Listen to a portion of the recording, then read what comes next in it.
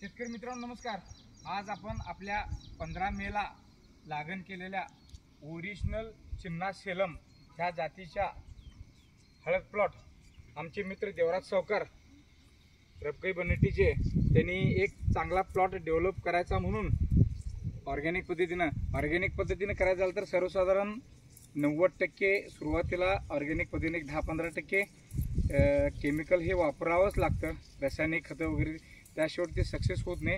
पण हळद पावडर पुढच्या वर्षी हळद पावडर करायचं ह्या दृष्टिकोनातून हा प्लॉट डेव्हलप करणे सर्वसाधारण हे बघा, हे आज तारीख 16 जुलै आहे। याची डेव्हलपमेंट चांगली आहे। सर्वसाधारण असा फुटवा एक दोन फुटव्याची सुरुवात केली आहे। थोडी हलकी भर लावून घेण्यात आलेली आहे आणि सर्वसाधारण पानांची रुंदी बघा, परत साईज बघा, फुटवा बघा। ह्या पद्धतीनं हा प्लॉट डेव्हलप करायचा। तसं फुटवा सर्वसाधारण ह्या पद्धतीनं असं 2-3 फुटव्याची सुरुवात झालेली आहे। ओरिजिनल चिन्ना सेलम असल्यामुळं, नवीन बियाणं असल्यामुळं थोडं उगवायला लेट होतं।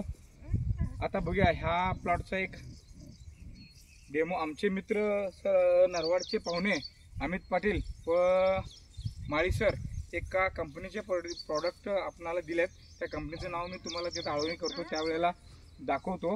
आणि हा डेव्हलप करायचा ठरवलेला आहे।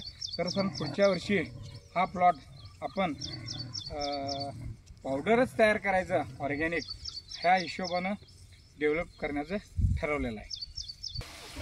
आपण मगाशी सांगितल्याप्रमाणे व्यान शक्ती माळी साहेबांच्या सल्ल्यानुसार आणि आमचे पाहुणे अमित पाटील त्यांनी एक डेमो म्हणून मला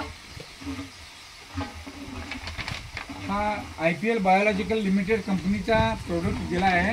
त्याच्यामध्ये वेस्क्युलर ॲब्सोल्युलर मायक्रोरायझा व्हॅम जे फॉस्फेट आणि मायक्रोन्यूट्रिएंट्स अपटेक आणि इम्प्रूव्ह करण्याचं प्रोडक्टचं काम करतं। तसेच सिरॉन TM बायोलॉजिकल स्टिम्युलस सल्फर आणि आयर्न एनर्जिकल सीवीड बेस्ड ग्रॅन्युअल्स आहेत, जे पिकांना अपटेक करून रोगप्रतिकार शक्ती वाढवते।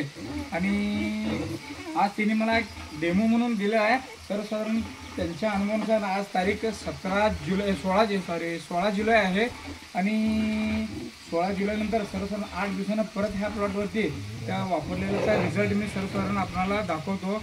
आणि आमच्या प्लॉटवरती ह्या पद्धतीनं फिल्टर आहे, परत हे एकूण ह्या प्लॉटवरती पासून 4 पट्टींना पाणी जातं, 4 पट्टी एकाच ह्याच्यापासून हे सगळं तयार केलेले सिस्टीम आहे।